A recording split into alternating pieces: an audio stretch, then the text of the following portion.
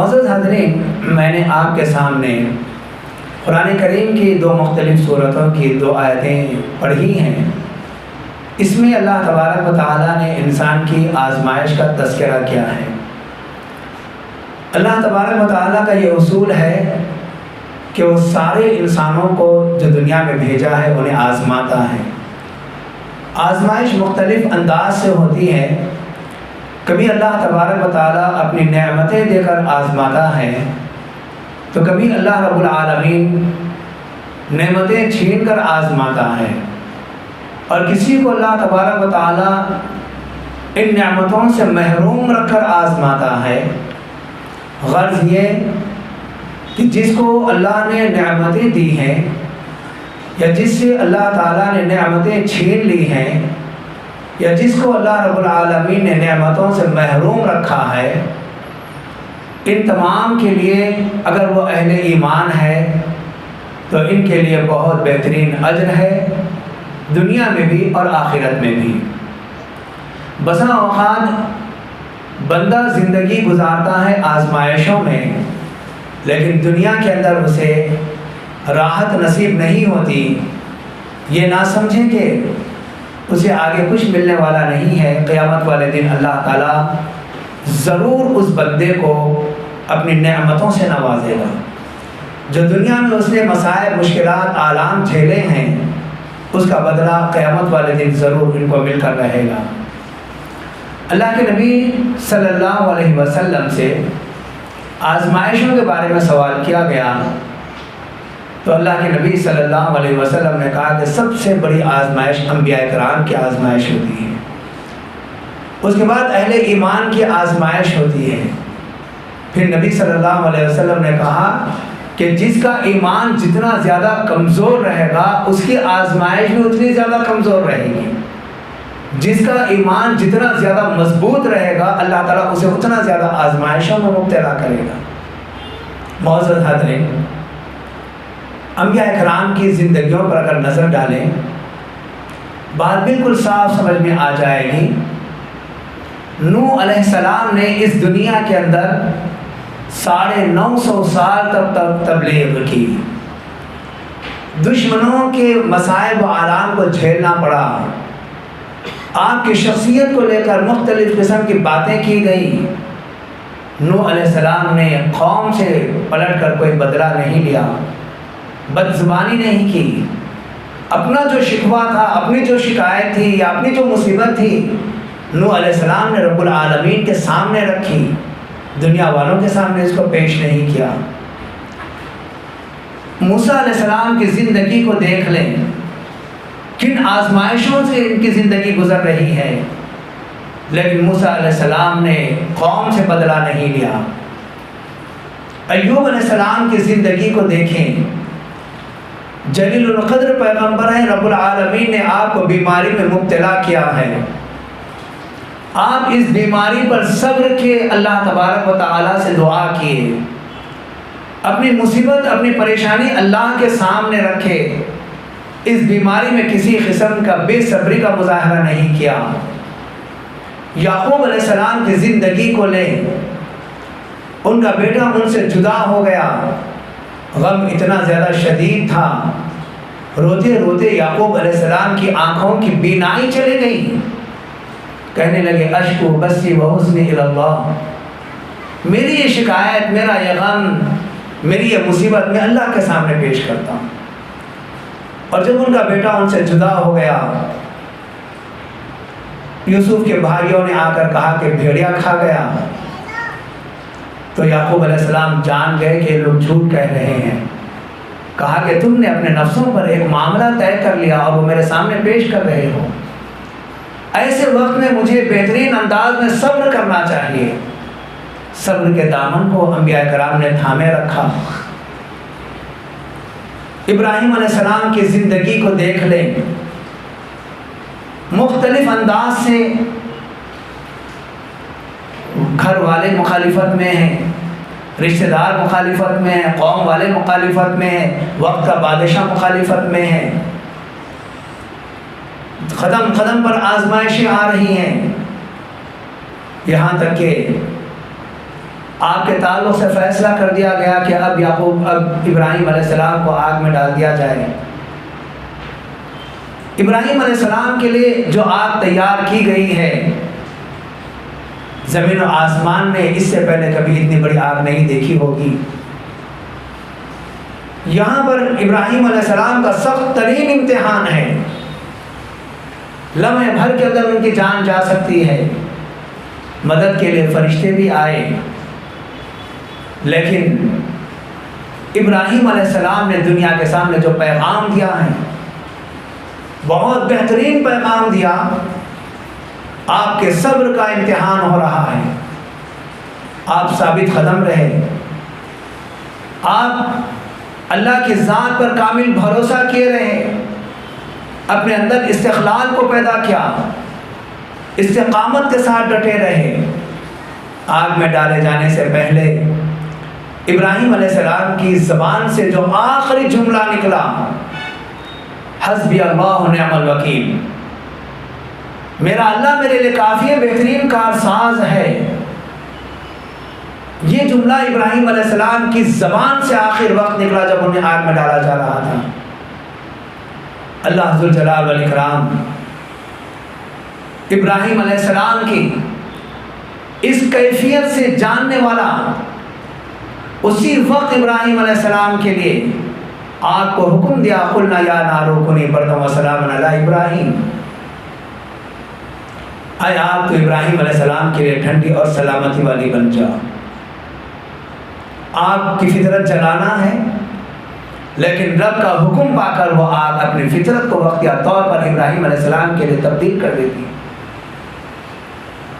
ابراہیم علیہ السلام اس مصیبت میں کامیاب ہوئے، بے صبری کا کوئی مظاہرہ نہیں کیا۔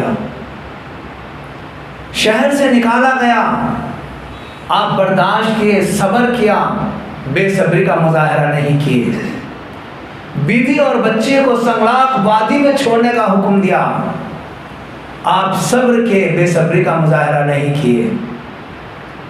اور جب یہ بچہ فلما بلغ معه السعی یا بنی انی اری فی المنام انی اذبحک فانظر ماذا تری قال یا ابت افعل ما تؤمر ستجدونی ان شاء اللہ من الصابرین۔ جب یہ بچہ کھیلنے دوڑنے کے قابل ہوا، اور یہ عمر ماں باپ کے لیے بہت زیادہ اولاد کے تعلق سے محبت پیدا ہونے کی عمر ہوتی ہے۔ ماں باپ اپنی اولاد کے ایک ایک حرکت پر خوش ہوتے ہیں۔ ایسے وقت میں حکم آیا کہ آپ اپنے بچے کو ذبح کر رہے ہیں۔ خواب دکھایا گیا، انبیاء اکرام کے خواب سچے ہوا کرتے ہیں۔ ایک حکم دیا جا رہا تھا رب کی جانب سے۔ ابراہیم علیہ السلام آئے، اپنے بیٹے سے کہا، اے میرے بیٹے، میں خواب میں دیکھ رہا ہوں کہ میں تجھے اپنے ہاتھ سے ذبح کر رہا ہوں، فانظر ماذا تری، بتا تیری کیا رائے ہے۔ اس فرما بردار بیٹے نے کیا کہا، یا ابت افعل ما تؤمر، اے میرے ابا جان، آپ وہ کام ضرور کریے جس کا آپ کو حکم دیا گیا ہے۔ ستجدونی انشاءاللہ من الصابرین، یقیناً آپ عنقریب مجھے صبر کرنے والوں میں سے پائیں گے انشاءاللہ۔ یہاں پر اسماعیل علیہ السلام نے نہیں کہہ دیا کہ یقیناً آپ مجھے صبر کرنے والوں سے پائیں گے، نہیں، اگر اللہ چاہا تو آپ مجھے صبر کرنے والوں میں سے پائیں گے۔ اور یقیناً ابراہیم علیہ السلام نے دیکھا کہ بیٹے کا یہ صبر اور اس عظیم کام پر وہ آمادہ ہوا۔ فلما اسلم وتلہ للجبین، جب دونوں اس کام کے لیے تیار ہو گئے اور ابراہیم نے اپنے بیٹے کو پیشانی کے بل لٹا دیا، وَنَادَيْنَاهُ أَن يَا إِبْرَاهِيمُ قَدْ صَدَّقْتَ الرُّؤْيَا إِنَّا كَذَلِكَ نَجْزِي الْمُحْسِنِينَ۔ اللہ رب العالمین نے کہا کہ ہم نے آواز دی، آواز دے کر ابراہیم سے کہا کہ اے ابراہیم، تم نے اپنے خواب کو بالکل سچا کر دکھایا۔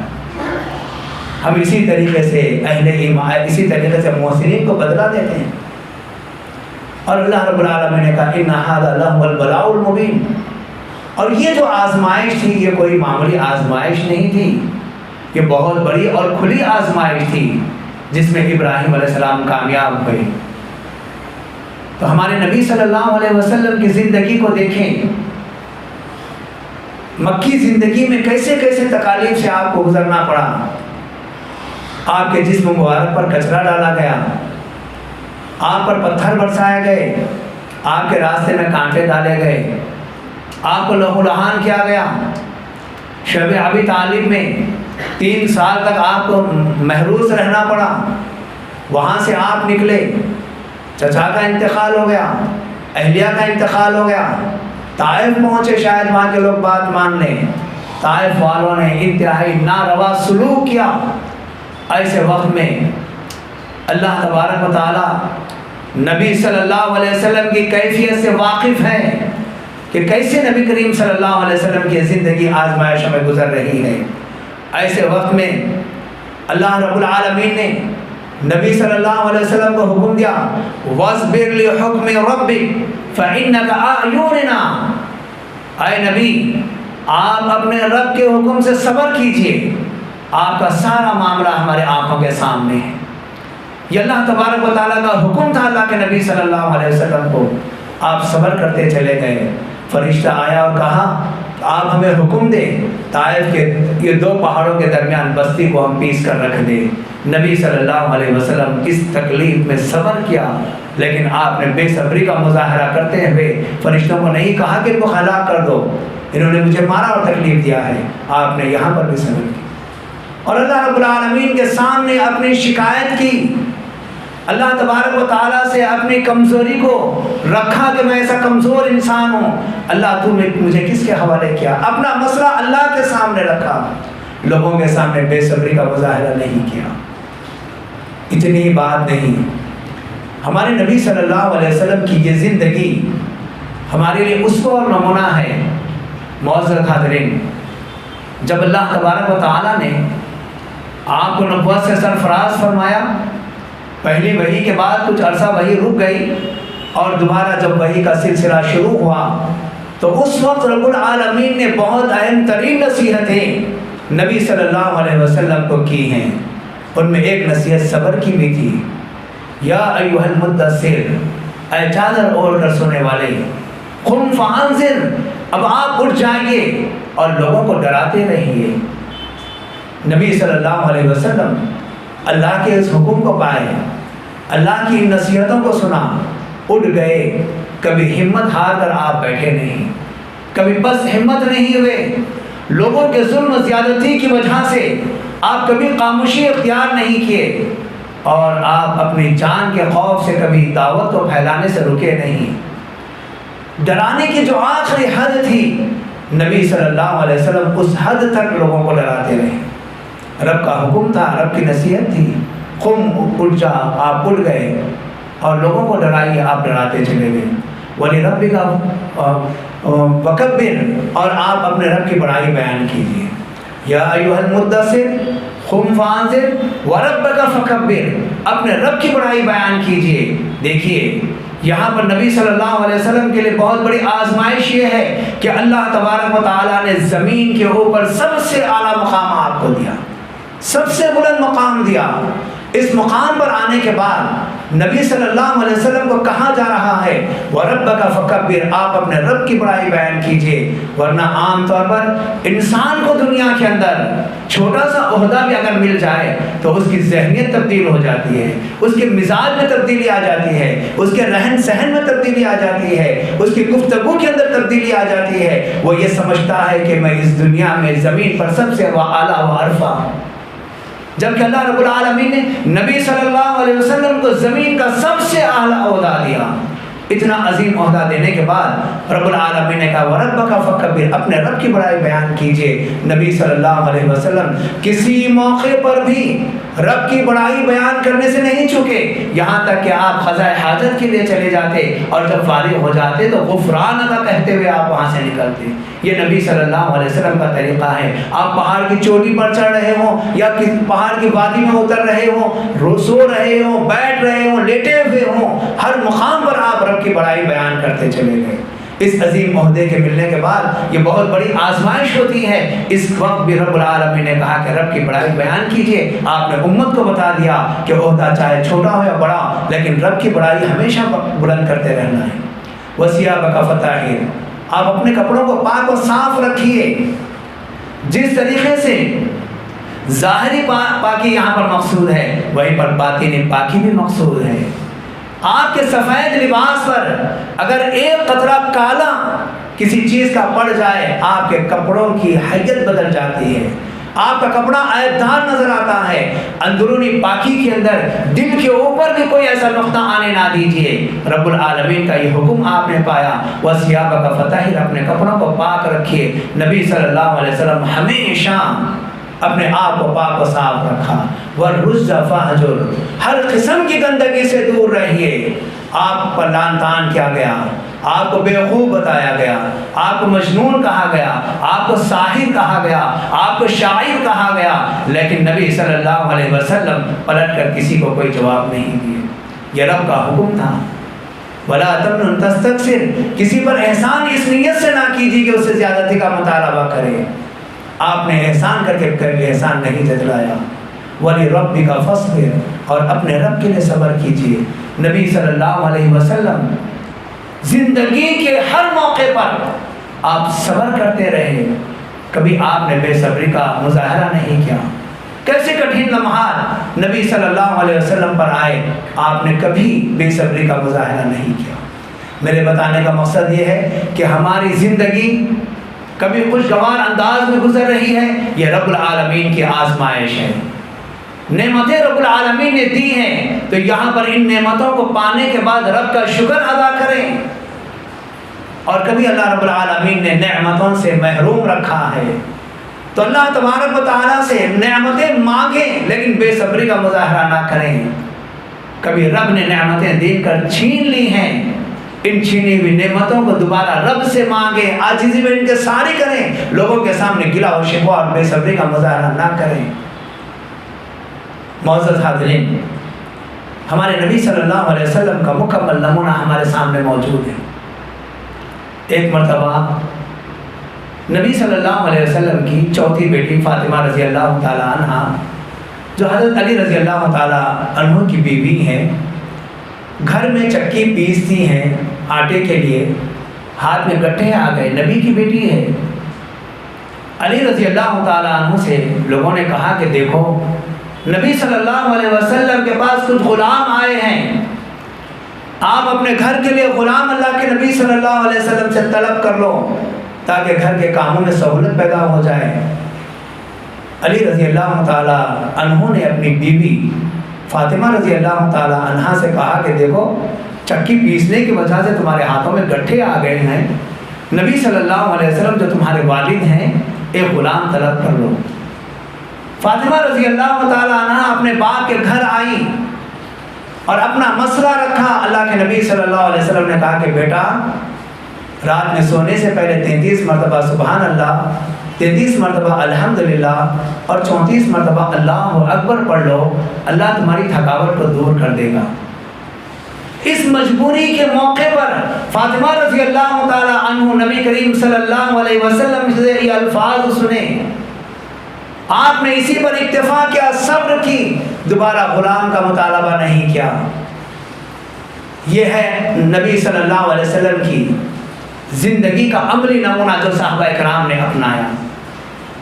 معزز حاضرین، آئے دن ہمارے گھر میں مختلف قسم کے مسائل پیش آ سکتے ہیں، یا آپ بحیثیت مسلمان دعوت و تبلیغ کا کام کریں، حق بات کسی کے سامنے پیش کریں، کسی برائی سے کسی کو منع کریں، وہاں پر بھی آپ کے سامنے مصائب اور مشکلات کھڑے ہو سکتے ہیں، الزامات کی بوچھاڑ آپ پر پڑ سکتی ہے۔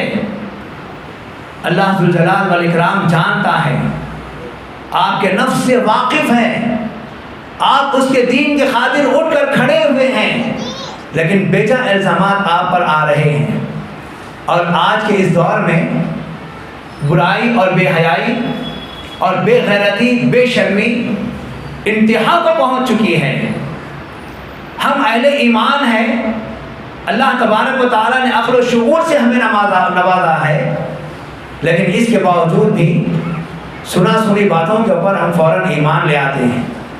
یہ ہماری بہت بڑی آزمائش ہے۔ اسی لیے اللہ تبارک و تعالیٰ نے کہا لا تقف ما ليس لك به علم ان السمع والبصر والفؤاد كل اولئک کان عنہ مسئولا، کہ تم ایسی باتوں کے پیچھے نہ پڑو جس کا تمہیں علم نہیں ہے. تمہاری سماعت، تمہاری بصارت اور تمہارے یہ دل اللہ کے پاس پوچھے جانے والے ہیں. معزز حاضرین، دنیا میں ہمیں بہت سنبھل کر زندگی گزارنا ہے. یہ دارالامتحان ہے اور اللہ رب العالمین ہم سے یہ چاہتا ہے، یہ آزمائشوں میں مبتلا کر کے، کہ ہم دنیا کے اندر کیسی زندگی گزارتے ہیں. جیسے اللہ کا فرمان ہے الذی خلق الموت والحیات لیبلوکم ایکم احسن عملا وهو العزیز الغفور. وہ ذات جس نے تمہارے لیے موت اور زندگی پیدا کی ہے، وہ تم کو آزماتا ہے، وہ دیکھنا چاہتا ہے کہ تم میں کون اچھا عمل کرنے والا ہے. ایکم احسن عملا، تم میں کون بہترین عمل کرنے والا ہے. ایسے وقت میں آزمائش اللہ رب العالمین کی جانب سے ہوتی ہے. اچھائی پر بھی اللہ آزماتا ہے، برائی پر بھی اللہ رب العالمین آزماتا ہے. نبلوکم بالشر والخیر، ہم تمہیں شر کے ذریعے بھی آزماتے ہیں، ہم تمہیں خیر کے ذریعے بھی آزماتے ہیں. مصائب میں مبتلا کر کے، آفات میں مبتلا کر کے، یا پھر راحت پہنچا کر بھی ہم تمہیں آزماتے ہیں. لیکن ان تمام موقع پر ہم یہ چاہتے ہیں کہ تم میں کون بہترین عمل کرنے والا ہے. ہر حالت میں ہمیں اعمال صالحہ کی طرف رجوع ہونا ہے. مصیبت بھی آ گئی، اللہ سے رجوع ہونا ہے. راحت بھی آ گئی، اللہ ہی کا شکر ادا کرنا ہے. اسی لیے حضرت لقمان نے اپنے بیٹے کو بہت جامع نصیحت کی. حقوق اللہ کے تعلق سے بھی تعلیم دی ہے اور حقوق العباد کے بھی تعلق سے تعلیم دی ہے. حضرت لقمان اپنے بیٹے سے کہتے ہیں یا بنیا اقم الصلاۃ وامر بالمعروف وانہا عن المنکر واصبر علی ما اصابک ان ذلک من عزم الامور. اے میرے بیٹے، اے میرے لخت جگر، نماز کو قائم کر، نماز ادا کر، معروفات کا حکم دے، منکرات سے لوگوں کو روک. اور جب تو معروفات کا حکم دینے لگے گا، منکرات سے روکنے لگے گا، اس سلسلے میں جو تجھے آزمائشیں آئیں، تکالیف یا مسائل سے تجھے دوچار ہونا پڑے، وَلِرَبِّكَ فَاصْبِرْ، اپنے رب کے لیے تو صبر کر. إِنَّ ذَلِكَ مِنْ عَزْمِ الْأُمُورِ، اور یہ عزم و ہمت والے کاموں میں سے ایک کام ہے. معزز حاضرین، جب ہم صبر کا دامن کو تھامے رہیں گے تبھی ہماری زندگی کامیاب ہوگی. واللہ یحب الصابرین، اللہ تعالیٰ صبر کرنے والوں سے محبت کرتا ہے. ان اللہ مع الصابرین، بے شک اللہ تعالیٰ صبر کرنے والوں کے ساتھ ہوتا ہے. یہ نہ سمجھے کہ ہماری مصیبت میں ہم تنہا ہیں.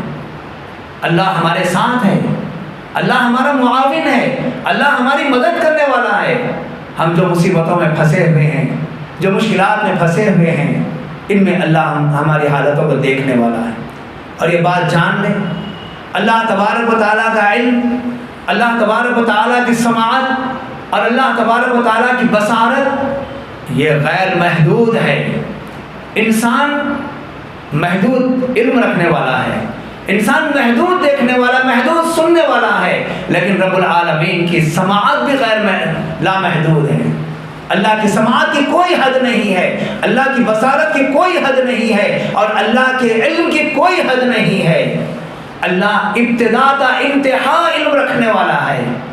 اللہ کے ابتدائی علم اور انتہائی علم یہ لازوال ہے، اس کی کوئی حد نہیں ہے. اللہ ہماری ساری زندگیوں سے واقف ہے. ایسے وقت میں ہمیں صبر کے ساتھ، استقامت کے ساتھ، استقلال کے ساتھ سارے امور انجام دینا ہے. اور یہ جو موسم چل رہا ہے، یہ ایام ذی الحجہ ہے. ان ایام میں خصوصیت کے ساتھ ابراہیم علیہ السلام کی زندگی کا تذکرہ کیا جاتا ہے. یہ تذکرہ صرف ایک واقعے کے طور پر یا ایک رسم کے طور پر نہیں کرنا چاہیے. ذرا سنجیدگی سے بیٹھیں، غور کریں، دیکھیں ان واقعات سے ہمیں کیا درس ملتا ہے. ہماری ساری زندگی کے حل ابراہیم علیہ السلام کی زندگی کے اندر نظر آئیں گے. مصائب میں، مشکلات میں، تکالیف میں، آلام میں کیسے ابراہیم علیہ السلام نے صبر کیا ہے اور کیسے انہوں نے دنیا والوں کے سامنے پیغام رکھا ہے، اسی بنیاد پر اللہ تبارک و تعالیٰ نے ابراہیم علیہ السلام کی زندگی کو امت محمدیہ کے لیے اور اس سے پہلے والی امتوں کے لیے اسوہ اور نمونہ بنایا تھا۔